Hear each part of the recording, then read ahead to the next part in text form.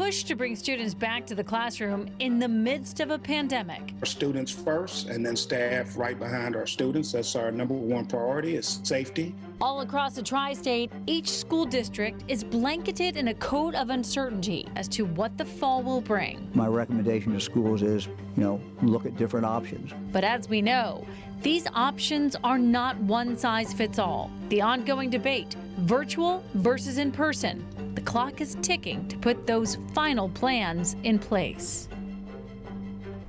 Good evening, everyone. Thanks so much for joining us for our first ever back to school virtual town hall, and it may not be our last. I'm Tanya O'Rourke.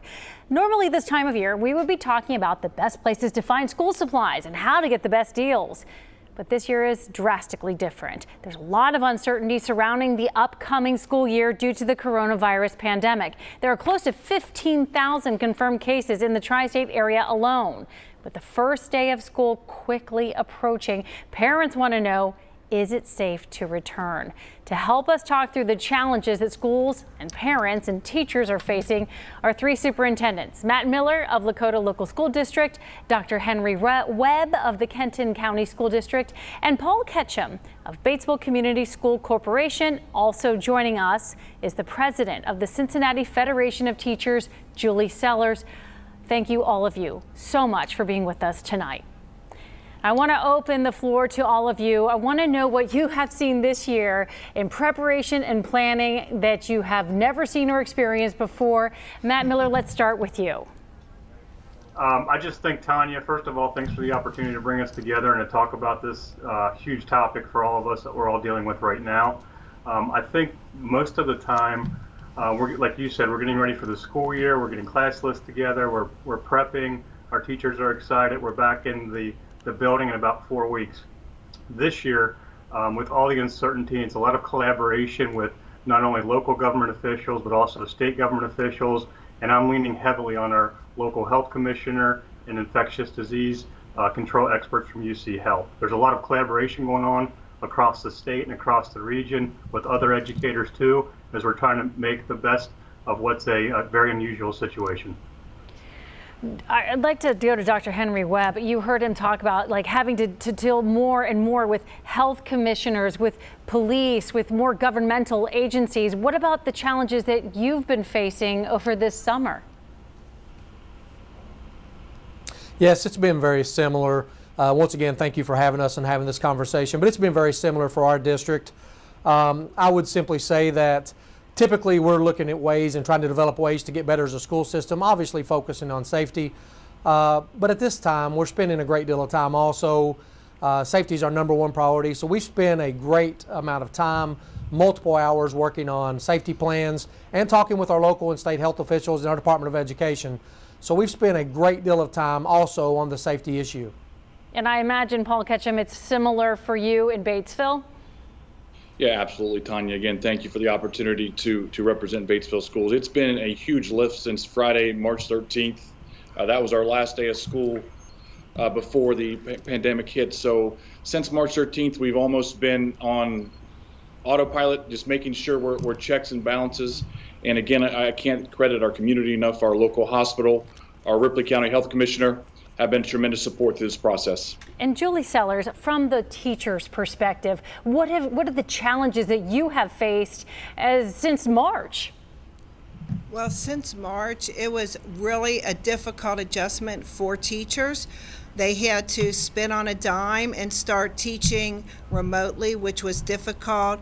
Every child did not have a computer. So the district is really putting more access to technology and internet into the homes of all children from 2nd grade through 12th. But it was really difficult, and at CFT we immediately went into action and we started focus groups. We started having teachers give their input on what it would take for them to have a safe reopening and feel good about going back to school.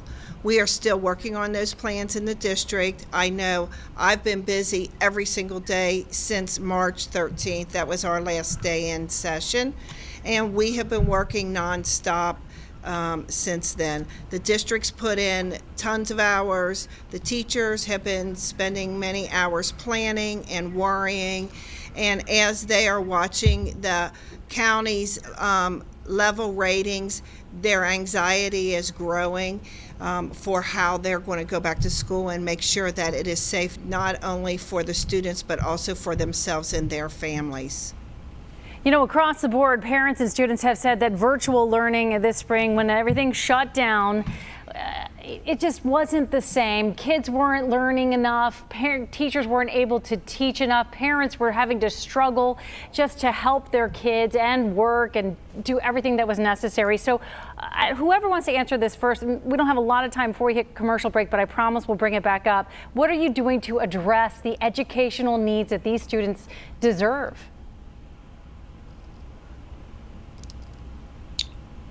Well, I'll step in and just say. This is Henry Webb with Kenton. Go ahead, Henry. Sorry about that, guys. I should have been specific. Henry, go ahead. Well, this is Henry Webb with Kenton. Yeah, this is Henry Webb with Kenton County. And I will tell you, we learned a great deal as we all adjusted instruction overnight back in the spring. So we have went to work in our plan to make sure that we work to have a systemic approach to formats for all parents, to have some consistency. To also provide additional technology, to provide ways for parents to have more connectivity at home. And frankly, we're working very hard to give our parents options to be in person, have instruction real time via technology, or choose the virtual model. So we're working hard on options and making sure everybody has connectivity and devices, something we were not able to do in the spring because it happened so quickly. Yes, so there's going to be so much different for the fall, and I look forward to talking more about that question and what's going to be different in the fall. Thank you so much. Coming up, folks, we're going to address what is keeping teachers up at night as they begin to return to school. What are their top concerns? Plus, bus safety. Well, it takes on a whole new meaning this fall. The steps districts are taking to make the ride to school as safe as possible.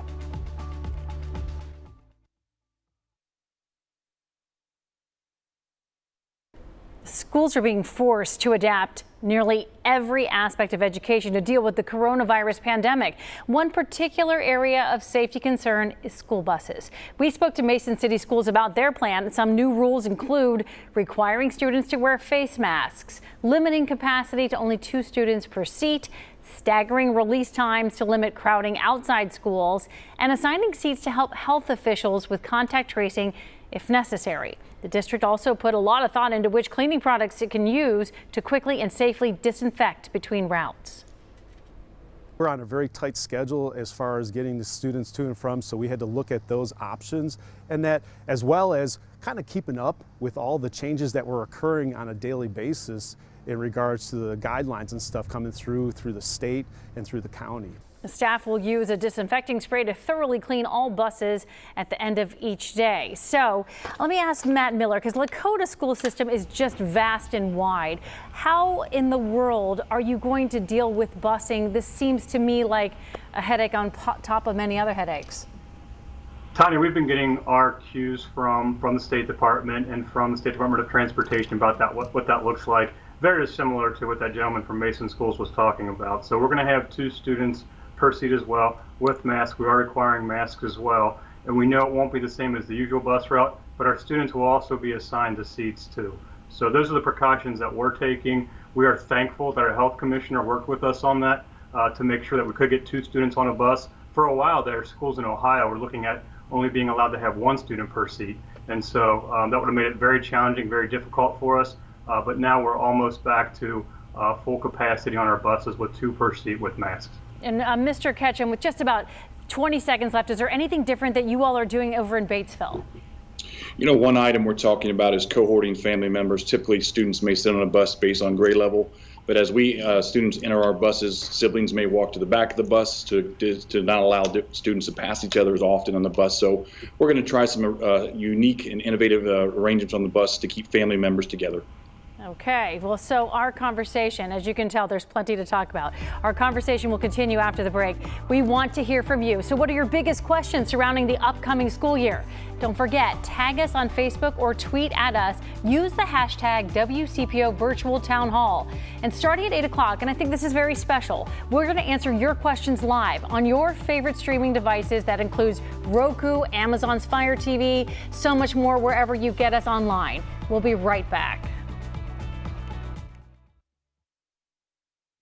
We reached out to Cincinnati Public Schools, We Want You to Know, as well as a number of health officials to join us in tonight's discussion. Both were too busy to participate. However, we did speak to some CPS parents to see what their thoughts are about reopening. I've heard some people talk about the choice between your child's education and making an income and making a living to support your family, right? So does one parent, if you're lucky enough to have a two-parent household with one parent, quit their job so that they can stay home and truly educate their children? Online learning doesn't work for most CPS families, including mine, and social interaction is critical. All right, so many questions on every parent's mind. I want to talk to Julie now. It's not just parents who are concerned about sending their kids back or keeping them home. Thousands of teachers will return to the classrooms, virtual or in person. So what's the conversation, let's start here, about keeping teachers safe when schools do reopen and they're back in the building? Well, I think that as the schools are reopening and it's getting closer, I think the anxiety from teachers has been growing. I do know that the district is going to do everything in their power to make sure that as students and teachers come back, there will be social distancing of 6 feet, so there will be smaller classrooms. From the surveys, parents said they want their children back as much as possible, but they also want them in a safe environment. So the board voted to have the 6 feet of social distancing, which I think is the right way to go with it. Our schools do not have that large of classrooms, and it is very important that we have smaller classes so that the students are safe, the teachers are safe, and then we have to put all of the other safety precautions in place, such as everyone will wear a mask, there will be hand sanitizing, hand washing, we will have limits on how students move around the building, we will try to keep all students small groups in pods. So it should be in a safe environment coming back. But I think as Hamilton County was moving from red to purple, people were worried about that. So the most important thing so that all children can go back to school is everyone must wear a mask. And we must start doing everything now as a society. Everyone in Hamilton County must be totally on board, because as long as cases are spiking in Hamilton County, there will be less children who will be able to go to school each day.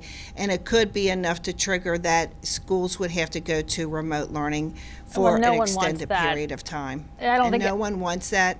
Including the teachers. But health is obviously a top priority. Dr. Webb, the Kenton County Board of Education just approved a guidance document for reentry, and one of those guidelines provided by the Commonwealth is that you have to check the temperature of every student before they enter the building. Is that even feasible?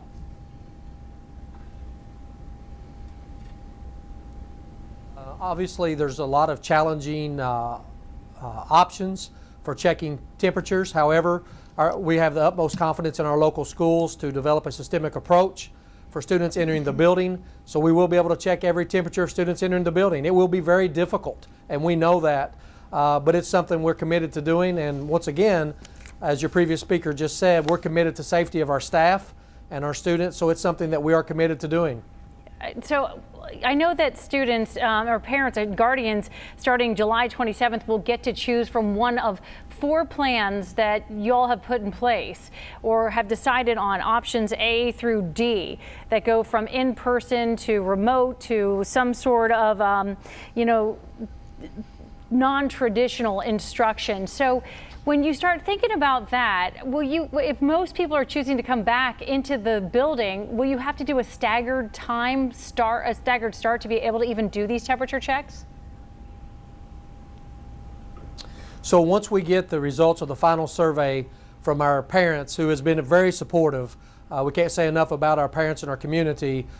We will then take that data, and if we need to adjust to some kind of rotational model so we can ensure social distancing in all of our classrooms, we will do that on the 31st, and we will communicate that to all of our stakeholders. Okay, and if I could get a quick yes or no, I'll start with you, Henry, since you're up.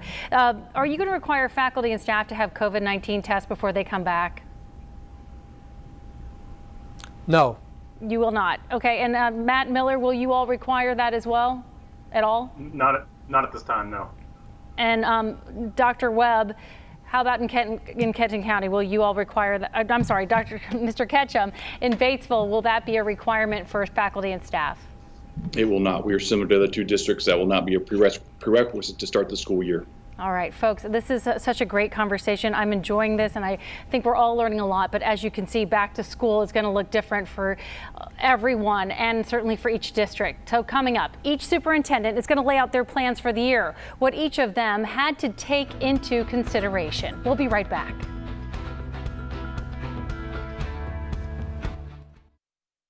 Welcome back to our Back to School virtual town hall. Each state has different factors to consider when deciding on a reopening plan, not to mention those plans can differ from district to district. So I know these plans are very detailed, but while I have all of you here, I want each of you to explain what exactly your plan entails, but I need you to do it in about a minute. So Dr. Webb, let's start with you. What does the fall look like for Kenton County schools? Well, let me quickly say a special thank you to all of our Team Kenton family for the hard work in putting our plan together, our local and state public health officials. Our plan obviously focuses on safety, following the health guidelines from state and local officials while giving parents choice who may not want their kids to come back to school to in-person learning. But we think we have appropriate steps in place to mitigate the risk while at the same time enabling our kids to return to in-person instruction that I think we'd all would agree is the very best form of instruction for our kids. So our plan is very robust. It's online at our district website at Kenton County Schools, and we really believe that the work that's went into this plan and the teamwork and the approach from all of our stakeholders will ensure we can keep everyone safe to the maximum extent possible. Thank you so much. All right, Matt Miller, Lakota Schools considered a number of options. Tell us about Plan A, which goes into effect next month. We're starting, Tanya, thank you. We're starting with Plan A, which is K-12, everybody back in school 5 days a week with proper safety protocols. Everyone's masked up, social distancing enforced, cleaning procedures. That's our goal. That's what we're starting with now. We also have Plan B, which is a hybrid option for our students in grades 7 through 12. That'll be essentially half-time in school, half-time remote, but our K-6 students will be able to go to school. We're gonna have more social distancing for that group, but we started with our K-6 kids in school because we also know that it's important for them to have that face time with their teachers, but also we know that our communities and families need to get back to work, so we're trying to balance that out in the safest way possible. Plan C for Lakota is our remote learning plan, which is Remote Learning 2.0, a lot different than what we did in the spring. In the spring, we had to flip the switch and go. This time we were able to build things out more fluid, more robust, and so that'll be our option if we can't be in school at all. And then we have the Lakota virtual learning option, which is a standalone option for all of our students in grades K through 12. Essentially, it's Lakota teachers building out our own curriculum. We invest it in our own staff.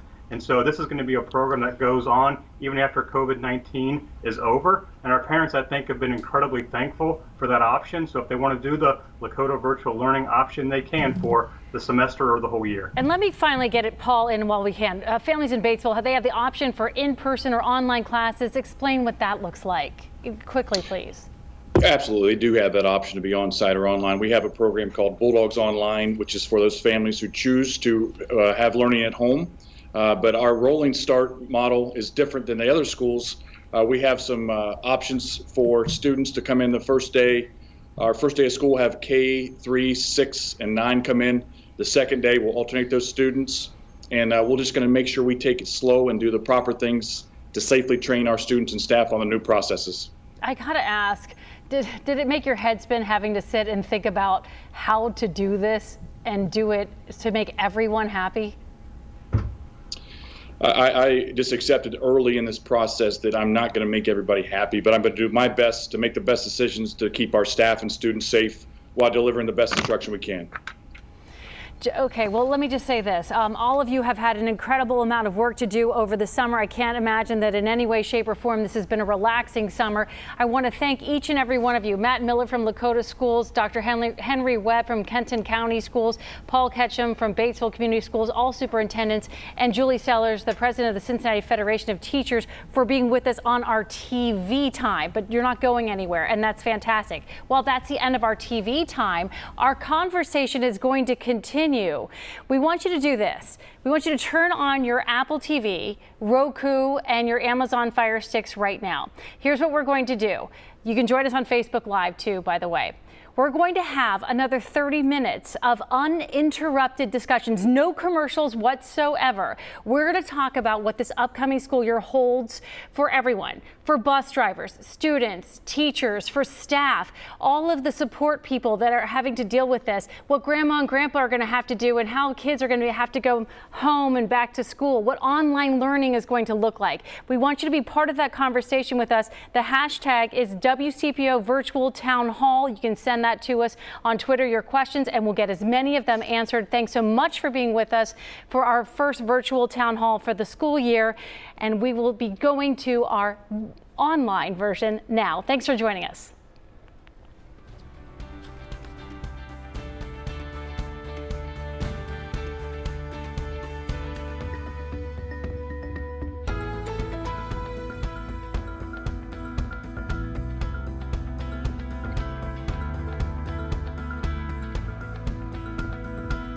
WCPO 9, recognized by the Ohio Valley Emmy Awards for overall station excellence.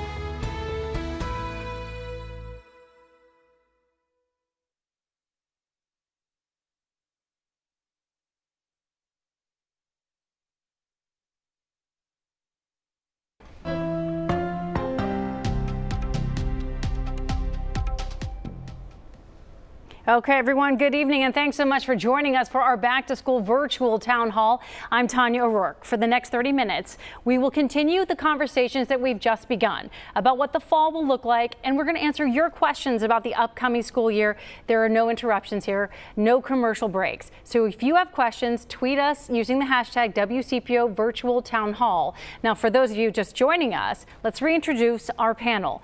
I'm joined by Superintendents Matt Miller of Lakota Local School District, Dr. Henry Webb of the Kenton County School District, and Paul Ketchum of Batesville Community School Corporation. Also joining us is the president of the Cincinnati Federation of Teachers, Julie Sellers. Now, you all briefly just discussed your plans for the fall.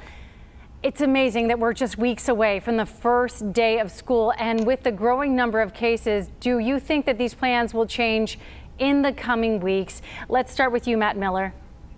That's the question we're all waiting for. So our first day is 4 weeks from today, Tanya, and I do think there's a potential for us to change, whether we start with Plan A, which is our intent now, or we go to remote. And we still have that virtual learning option for any parent that wants to take advantage of it. I guess my big concern right now is when we went to remote in the spring, our teachers and students already had the relationship. I mean, we care about kids, we want to take care of our kids, and we want to take care of our staff too. They had those relationships established, and then we flipped the switch to remote. I'm worried if we start the school year in remote that those relationships between our teachers and our kids haven't been established, and we're going to have to do that through Zoom, which just isn't the same. So there are a lot of factors that we're weighing, but you know, Butler County is one of the red counties so far, and I know we got a little bit better today, so I'm just hoping that everybody masks up and that trend continues. And before I move on, I will mention, I was talking to a neighbor of mine who's a teacher in high school, and he said he teaches kids who have a harder time learning or learn in a different capacity. And he said it is utmost importance for the first 2 weeks, and especially the freshmen are in school so that they can get some sort of a relationship with each other so that he can teach them remotely if necessary, because if they don't have that relationship with him, then they're never going to appreciate what he's saying to them. They won't have that connection. That's what you're saying here, right? Yeah, absolutely. I could not agree more with that teacher that you spoke to. At Lakota, not just this year, but every year for the past couple of years, we spend the first 2 days of school not working on curriculum or cracking the books. We do it on culture, on building culture within the building, and on building relationships. And so that's going to be much harder for us if we have to start out with remote learning to do that, for just the very reason you said. So, Dr. Henry Webb from Kenton County, it seems to me that this is such a situation that every day you must be watching the news with a lot, just thinking, please let us go back to school. You certainly want to start in class, don't you? Absolutely. The reasons that was just explained are excellent reasons. Building those relationships, getting those adult-student relationships is essential if we have to go back to virtual learning full-time. So I just want to reiterate how important that is. We are monitoring the situation. We talk to our local and state health officials regularly, and the Department of Education updates us weekly. But just like we told our families in our video release today, this is a fluid situation. We will continue to monitor, and we will make the best decisions for our kids and our staff, but we definitely want to start school in person if at all possible. All right, I want to get to one of our viewer questions. Jess Robertson wants to know what happens if a teacher in the child's school tests positive or has someone in their family who tests positive. In that instance, would the entire school have to quarantine? I want to get everyone's answers on this, but let's start with Paul Ketchum from Batesville. Yeah, no, as of today, our school corporation has mandated masks, and I apologize, I'm getting a lot of feedback. So with that, our Ripley County Health Officer has stated if everybody in the corporation is masked up and there's a positive case, we wouldn't have to necessarily close down the entire school. So with that, it's important, as Matt said earlier, for people to mask up and to make sure we take care of each other. We have a personal responsibility. So the quick answer is no. If a teacher is positive and the students and staff are masked up, no, not necessarily. We would not have to close down the school. So what would happen in that case potentially? I mean, I know there's so many questions. I mean, so many different types of things that could occur. If it's like one kid in grade 6 in math class, do you just send all those kids home? Again, the importance of being masked up, our Ripley County Health Officer has assured us that if our students are masked up and they protect each other, a positive case does not necessarily mandate a closure of any type. So that's the important part of wearing the mask, along with social distancing, hand washing, regular cleaning, all the layers that should be involved in our plans. It seems like the mask has become the polarizing portion, but it just makes sense. Let's protect each other and let's get our kids to school 180 days. Dr. Webb, could you chime in on this? What would happen in your district? Sure. We actually have a decision tree that is linked in our document that gives the examples of what would occur if a student or staff tests positive, or somebody in their home tests positive, or if they have a temperature. So very similar. For example, if all of our students and teachers were following appropriate protocols, teacher tests positive, we would contact the health department, contact tracing would occur. We have forms that teachers would fill out or students' families would fill out, and that may or may not result in one person being quarantined, a classroom being quarantined, and obviously if we had an outbreak, it could be a whole school. The whole purpose of our guidance and keeping kids together is to reduce contact and follow social distancing guidelines, which very similarly would reduce the need to quarantine and send people home. And I would guess, Mr. Miller from Lakota Schools, is it sort of like you know, when there's a big giant flu outbreak in schools anyway, if there's a huge outbreak of flu, there are a lot of kids staying home, you're just going to shut down school. But if there's just one kid, that's not going to shut everything down?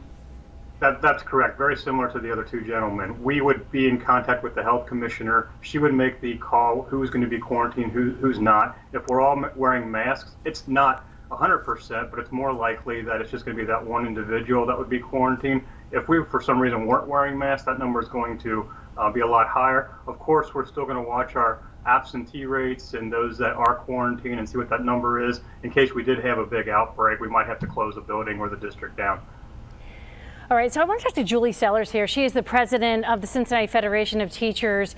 What happens then to the teachers in this situation? So let's say there is a situation where people have to go home and quarantine for 14 days, and that includes the teacher. Maybe they have it, maybe they don't, but what does that mean for their vacation time, their sick time? Do they have to use that? How are they paid?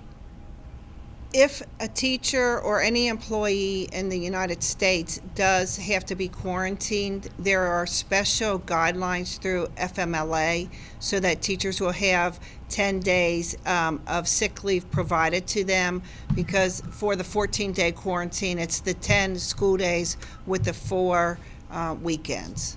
And let me ask So if there are accommodations that are through the federal government. Okay, so that's through FMLA.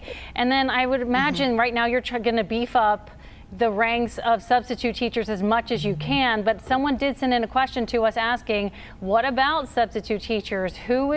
They don't get paid a lot to come in for a day and teach. So who is going to be willing to do that? Right now, the district's working really hard to identify teachers. Some of the teachers that we just recently had who were RIF'd will be able to become long-term subs or subs in the buildings. They will be able to remain at a specific building. So we are not going to have subs that are going to be going from school to school. We're going to have teachers and substitutes who will be focused on one school, possibly two, and they will go in if there is a teacher who has to go on quarantine. All right, thank you. So this next question is from one of our viewers, Lauren Slucher from Independence, and I hope I said your name right, Lauren. She says, my issue is every time kids are sick, they need a doctor's note, or the school starts sending a truancy officer. If the school has multiple quarantines, what then? A lot of parents already struggle with that as it is. A doctor visit every time they sneeze could be an astronomical cost. Matt Miller, what do you say to that? I would say, and this actually came up, so we've been doing Zoom sessions. I've been doing Facebook Live with our parents, but also Zoom sessions with staff. This actually came up in a staff session today. If we know that a child's being quarantined, we're going to work with that family so that they can, if they're quarantined and they're not sick, but somebody in their house came down with COVID-19, and they're quarantined at home, the student has an opportunity to still work on their schoolwork and a relationship with their teacher, albeit remotely, through remote learning. And so we'll know that they're being quarantined. So there's not going to be, the absence letter that comes out or why isn't your child in school. We're going to know that. We're going to cross-reference that like we always do. All right, so let me go to this next question. A parent wrote to us saying she is battling COVID-19 right now. Her question is actually directed to Dr. Henry Webb. She says, we've been given 3 options to vote on, yet if 25% of parents keep their kids home, our classes are still at full capacity. Currently, they are overcrowded. How do you expect to have room for our kids to take their masks off in the classroom? If a staggered NTI in-class schedule might be the solution, then why are we not able to vote for that option? So the question is a really good question. What she's referring to in Kentucky, if students are 6 feet apart in the classroom and everybody's stationary to include the teacher, then the mask can be lowered. So when the options that are presented, when we get that data back, we will take the data of the individuals wanting to send their kids to school in person. Our schools are currently determining how many kids can be in our school buildings under the guidelines of 6-foot social distancing in every classroom. If too many kids are coming back in person, then we will go to a rotational model, and parents have an option to also choose that model on the survey that they prefer. So whether it's 2 days to rotation or 1 week on, or 3 weeks on, 1 week off, we will go to a rotational model if that occurs to make sure the numbers are low in our classrooms.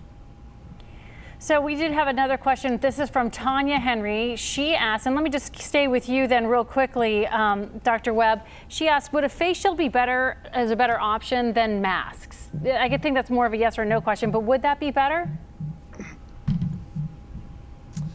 Well, the guidance we've gotten from state and local health officials is that a mask is required. A face shield can be utilized with a doctor's note, and that's what we have in our guidance document. All right, our next question then is actually for you, Paul. Mike Cameron says he lives in Batesville and he is wondering if teachers are expected to deliver 2 lessons, since some will return to class in person and some will have class online. Will they be required to do 2 different lessons? Yeah, great question from Michael. And the answer is no. We have the online option, which is a standalone from our on-site option. The only time there may be 2 options if a student is absent in a class, which has been typical pre-pandemic. So no, teachers will not be required to have 2 lessons. All right, and actually, I want to follow up on that.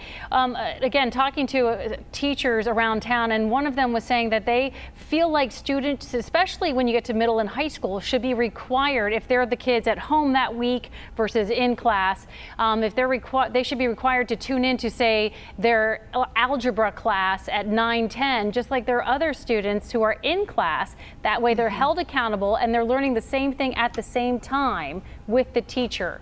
Is that something that any of you considered or are doing?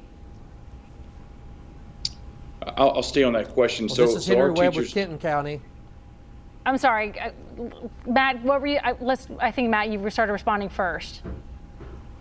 No, I can. No, that's one of the things that we're talking about or considering, but that's really hard to do too in that kind of format, because you would essentially have 25 screens and one teacher. I mean, it's possible, but I think we have other and better plans through our virtual learning options that we have built out at Lakota.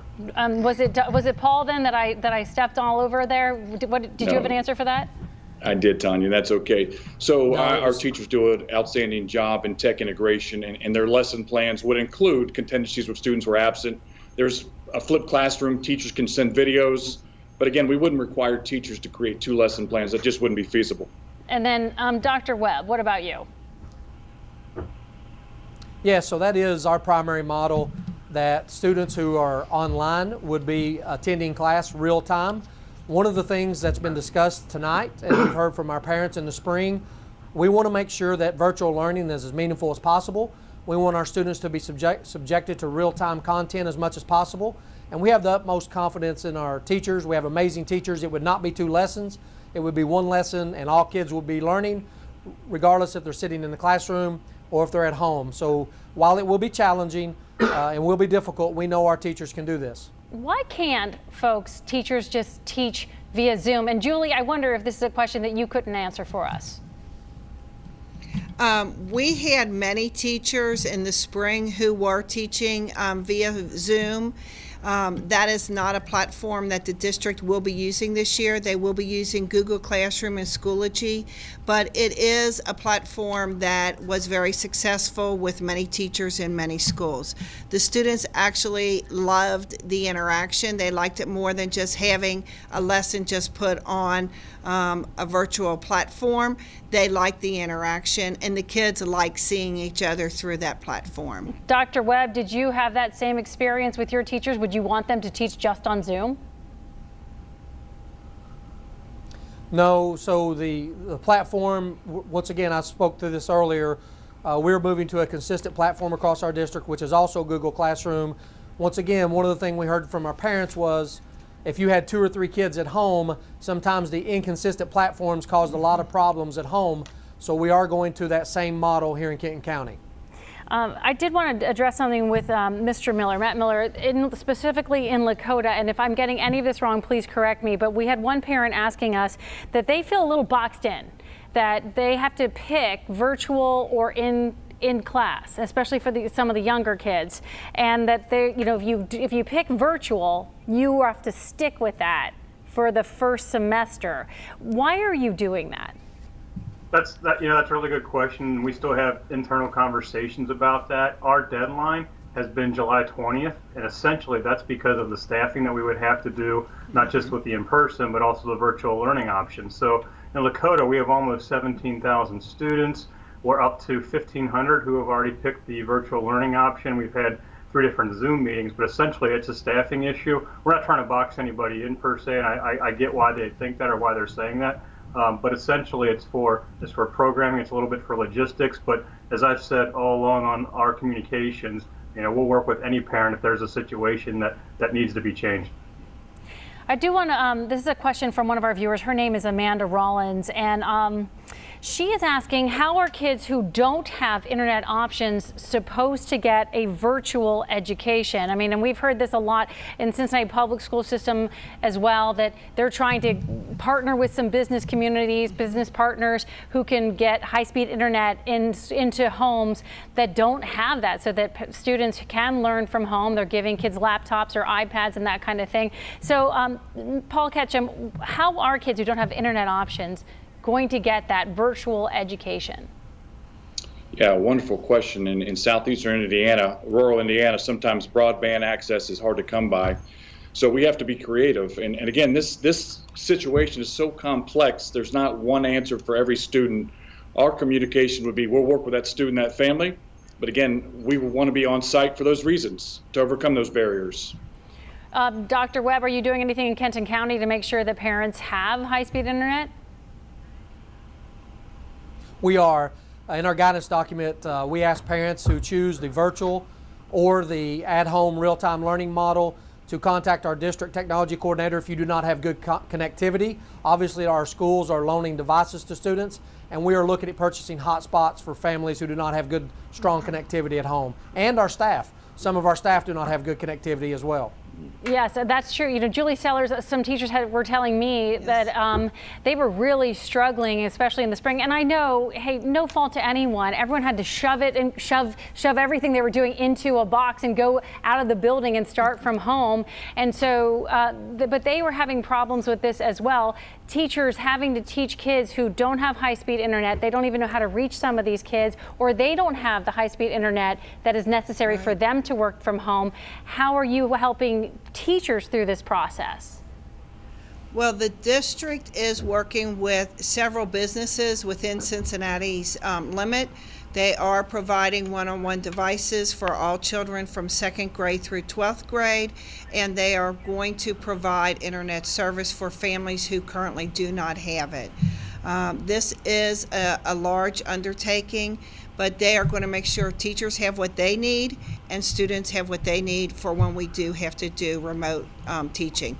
We will be able to turn on a dime and go from in class to fully online as necessary based on the ratings. So a lot of folks are saying that they feel that children are disproportionately being punished more by the virus, by the quarantining, in that kids don't get this virus as badly as older adults do. They don't seem to even show many symptoms. Now, this is not 100% across the board, but for a gigantic swath of children and younger people, they're not feeling this pandemic as much as other people. And so in other age groups, and that they are being unfairly being treated differently. They got all their school canceled, their graduations canceled, their proms canceled. Fall sports are in jeopardy. So let's talk about real quickly in this category, which is a big category. Let's talk about fall sports and how are you each dealing with that? Matt Miller, let's start with you. Well, first of all, let me just say, none of us wanted this. I mean, you're right. I mean, last year, especially those seniors, all of our kids, but especially those seniors, they were dealt a raw deal. But obviously, we didn't want that either, and we're having to deal with it and make decisions on the fly. In terms of the fall sports, just to get to your current question there, we actually are meeting superintendents and athletic directors as the GMC, as the whole league tomorrow via Zoom to talk about what the fall sports season could look like and what happens if, in the case of Ohio, if our counties go purple and we all have to go remote. So we're hoping that doesn't happen, that we continue to mask up, as I said earlier, and that Butler County, Hamilton County, and this region hopefully gets better. Okay, Dr. Webb, what about in Kenton County? How will you handle fall sports? Well, first let me say you brought up a very good topic. My heart goes out to all of the kids in our school system that did not get all the opportunities in the spring that a normal year kids would get. And here we are again in the fall talking about fall sports. And, I'm a believer in, our district is a believer in kids participating in sports and clubs. We have a goal of 100% of our kids, 4th grade and above, participating because it teaches kids so much. So we are following the guidance from a Kentucky High School Athletic Association. Right now they have limited interaction for workouts only. I guess we'll see in the next few weeks what going forward we'll be able to do as far as competition. Right now the only sport that I'm aware of is golf that can start competition on a regular basis. And then to Mr. Ketchum, in Batesville, how are you handling fall sports? Yeah, our governing body, the Indiana High School Athletic Association, provides guidelines, and they work in conjunction with the Department of Education in Indiana. So we're doing those same protocol, pre-screen temperature checks, make sure students have not felt ill before they participate in practice. But those extracurricular activities are so important to so many of our student athletes, and my heart breaks, like the other two superintendents, for those seniors who lost graduation or their spring sports or their prom. And again, we want to provide every opportunity we can for our students to have the total high school experience while keeping our coaches and student athletes safe.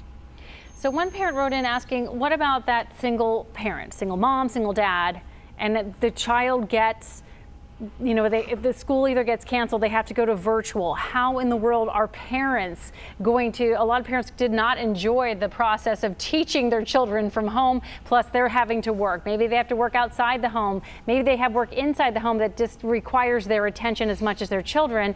So are you providing any help to the parents? Any like seminars on how to deal with this? Any sort of, I know there may not be financial help, but is there any help for parents? Matt Miller.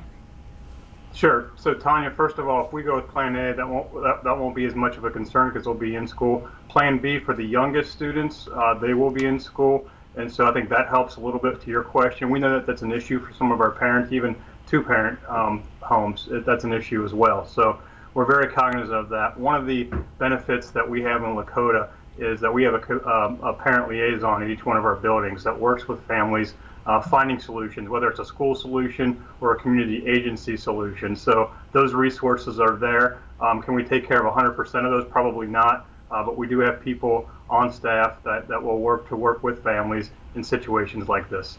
And Paul Ketchum in Batesville, that sounds like a fantastic thing that Lakota is able to have. Is there someone like that in your district to be able to help and work with families that might need the help?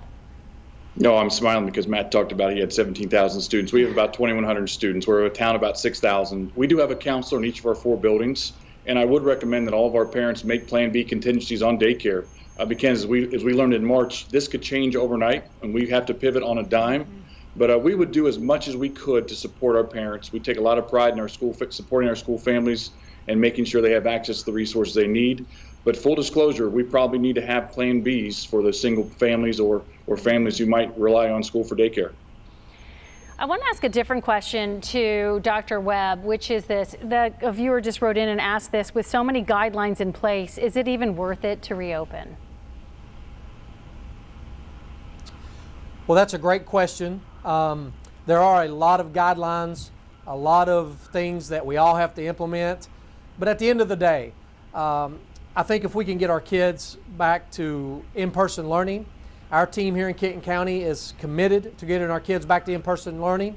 The social emotional support, the interventions, the extensions, the relationships that kids build, the services that are provided in schools that a lot of kids don't get outside of schools, all of those things are worth the extra effort, the attention to detail, and the commitment to implementing our plans with fidelity, because that's what our kids need. And if I could just add to that real quickly, you know, during this time, I think we all understand the important part that education plays for our kids across America and our economies and our families. And getting our kids back in school is something that is necessary for all of us. I want to ask that same question. I agree with you, by the way, about getting them back in school. Julie Sellers, is it worth it to reopen? It all depends what the rating is. If we are at a high level of 3 or 4, the red or the purple, I think that there's going to be too much risk. There are school districts in Texas, they tried to reopen early childhood centers, and they opened on June 1st, and by June 11th, they shut down because the cases had spiked so much, and that caused a lot of the spread. And it was equally contagious for the students and for the teachers. And so, but I think everyone needs to make a plan. It will take a village to get through this. I have faith that everyone will come together to do what is right for all children, and that we will make the best of the situation so that students can be successful and teachers can be safe. I like that. It's going to take a village for sure. Now, the American Association of Pediatrics strongly has advocated for students to go back to school, back into the school building, if at all possible. And part of the reason they're advocating for that is that, well, they need the social interaction of being with other kids, of being with their teachers, of having to sit in a place and have to sit still and listen and take notes and learn all of these social cues too. So I wonder if you could each answer this question. Paul, let's start with you. Categorically, I think you could make an argument for each of these categories, but elementary, middle, or high school students, by not being in school so much, who is suffering the most, do you feel? I'll take it one step, and I'm sure everybody in this call has not slept well since March 13th, but I worry about underserved students, those students who don't have food insecurities, who have been abused, they've been out of school for 4 months. They don't have a voice right now. Administrators, parents, teachers have had a voice. I think we shouldn't forget about the voice of those students who need our services just to feel safe. So again, whether it's elementary, middle school, or high school, schools are so much more than an academic institution. They are a safe place for students to grow, and we want to give them a fertile soil to cultivate to be successful citizens. Dr. Webb, to continue on that and then to address the question I originally asked, there is a fear of this huge divide that might be getting wider and wider because of this pandemic, because kids are having to be home more and not at school, which is often a safe haven for them. But also answer the question, who do you believe suffers the most categorically, elementary, middle, or high school students because of this? Well, once again, I'm going to agree with our previous speaker. You know, the students in the gap populations, the students who need school more than other students. You know, I will tell you that I think not being in school is not good for any student. However, we do have some students that excel more outside of school than others. So those students who need to be with us the most are obviously suffering the most. But at the same time, all kids function differently, and we want to be able to meet the needs of all kids, and we do that best when they're with us. And Matt Miller, would you like to address this as well? Absolutely, and I'll agree with the other gentleman too. There are pockets of kids at each one of those grade bands that need us more maybe than some of the others that maybe don't have the support, so there's some other things that are going on at home. So it's not just by grade band, you know, younger, middle, or high school. There are pockets in all of those groups. Our kids, when we talk to our kids when we were surveying through remote learning as we prep for this coming school year, our kids miss school. They miss their teachers. They miss the interaction that comes along with peer-to-peer relationships as well. And it goes back to that social emotional piece of building relationships. And our kids miss that, and quite frankly, we miss them. If you had to pick elementary, middle, or high school, or is there a category of kids that is, I mean, just from a block of age groups that is suffering more because of being away from school? This one to me, Tanya? Yes. Yeah, I would say, you know, because I see where you're going with your question, and I totally get it. I stand by my previous answer, but what I would tell you is some of the things that we need to focus on are early literacy. So I worry about some of those kids at the younger grades with some of those issues that they can't get in a remote learning situation. And Matt, I'm going to go back through everyone on this one, but let me just, since you're up on the screen, let me just start with you. Yep.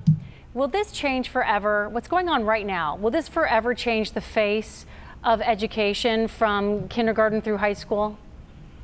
So that's a great question. So I've changed on this a little bit. I think in remote learning, when we were in March, April, and May, people were talking about, oh, this is a great opportunity for us in education to evolve. Well, most of us were evolving and innovating already. So I think there's sort of a change now where we want to get back to normal, whatever normal was, and then we can continue to grow, to elevate, to change. My fear is this epidemic goes on long term, and we are going to have long-reaching effects from this, and we're not going to get back to normal. We're not going to be doing the things that our kids need us to do for them. Julie Sellers, from a teacher's perspective, will this change the way we educate forever? I think it will change the way we educate, but I will say this. Teachers are really good with catching children up, and I think that there's so much pressure, but I think everybody will get through this. Children are very, very, very resilient. And I do think that as long as we all come together to make sure that students have their basic needs met, and when I think Cincinnati Public did a really good job with that this summer, and there were so many community partners who gave donations for things other than just the school lunches and the pack and goes. We have students every week who come from who are refugees who did not have education in their own country, and they come here, and within a few years they're totally caught up. So kids are able to catch up. I don't think it should be as much of a panic as what we're saying, but we also need to make sure we're providing as many supports for students to be successful as possible. I cannot tell you how fast this hour has gone. I cannot ask that question of the rest of you because, and as much as I'd like to, because we're simply out of time. We didn't get to lunches. We didn't get to how do we do PE. There's so much more for us to talk about, and I cannot tell you the questions that are coming in from parents. It's astounding to me how many questions there are still coming in. All of you, thank you so much for joining us. We appreciate you giving us so graciously of your time. Matt Miller, Dr. Henry Webb, Paul Ketchum, and Julie Sellers. We certainly hope we could reach back out to you if we ever need to again. And folks, that does it for our Back to School virtual town hall. For those of you watching at home, thank you for all you do, and thanks for joining in our discussion tonight. And join us for breaking news, weather, and sports at 11 tonight on WCPO 9. And of course, we will update your headlines constantly on WCPO.com and right here on your favorite streaming services. Have a great night. WCPO 9, recognized by the Ohio Valley Emmy Awards for overall station excellence.